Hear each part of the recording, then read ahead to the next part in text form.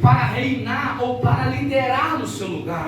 Moisés se preocupa: Senhor, a quem eu vou colocar para conduzir o seu povo, para levar o seu povo até a terra prometida? Moisés sabia que ele não poderia colocar qualquer líder para ali liderar aquela nação, até porque Moisés, com toda a sua calma, ele se estressava. Imagina agora colocar um líder que não tem paciência, um líder que não tem competência de resolver alguns problemas e não tomar partido qualquer antes que consultasse a Deus. Então Moisés se preocupou em escolher esse líder. Mas o interessante é que quando Moisés estava preocupado, Deus disse para Moisés: pode ficar tranquilo, porque eu já escolhi. A única coisa que o líder da terra faz é só reconhecer aquilo que Deus já escolheu.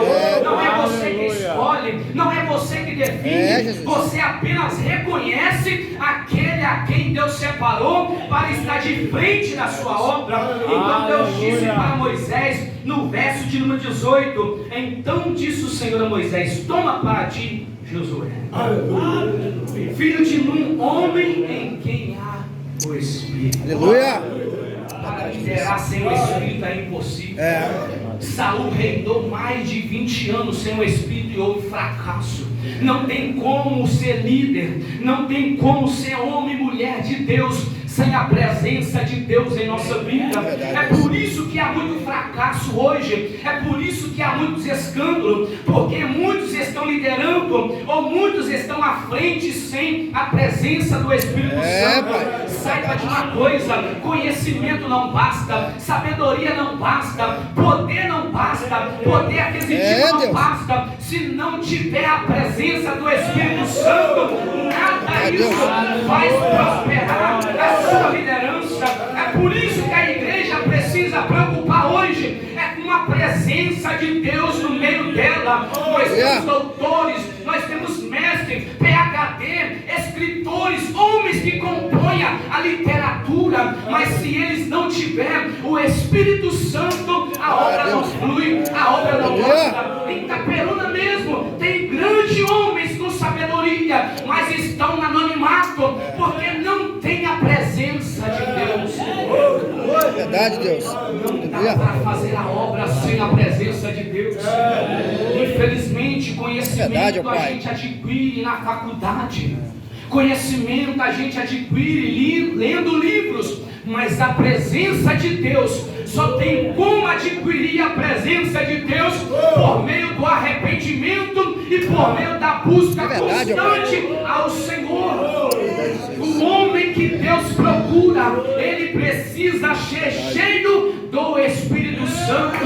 Deus só colocará diante do seu povo quem tem a presença de Deus. Glória a Deus, Pai. O interessante é que isso é tão sério. Capítulo 22, verso 30 de Ezequiel. Deus vai dizer para Ezequiel: e busquei entre eles um homem que estivesse levantando os muros e tampando as brechas, para que eu pudesse usá-lo para não castigar a nação, mas a ninguém encontrei. Irmão, se não tiver qualificado para Deus, pode ter muito, ele não separa ninguém. Tem que estar apto, tem que estar de acordo com a vontade e com a necessidade de Deus. A Bíblia diz que na época em que Ezequiel escreveu, havia profeta, sacerdote, reis, príncipe, mas nenhum deles estavam aptos para exercer aquilo que Deus estava precisando. A Bíblia diz que os sacerdotes estavam profanando o santuário, os profetas estavam profetizando mentira, e os reis estavam governando sem a vontade de Deus, estavam fazendo tudo ao bel prazer da sua vontade. Deus olhou do céu para a terra e disse: não tem como eu usar alguém assim. Vai, Jesus.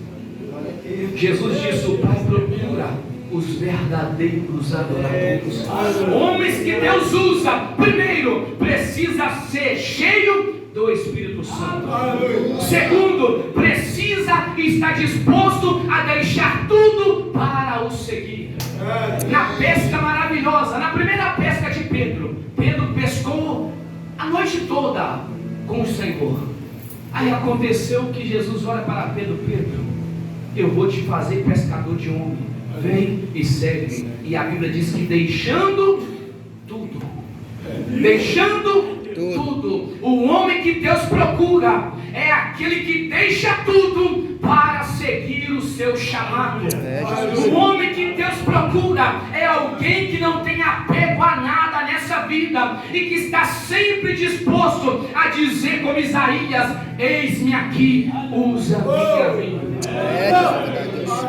Infelizmente, o chamado de Deus, ele requer alguns compromissos e algumas responsabilidades. O homem que Deus procura precisa ser desapegado das coisas da terra.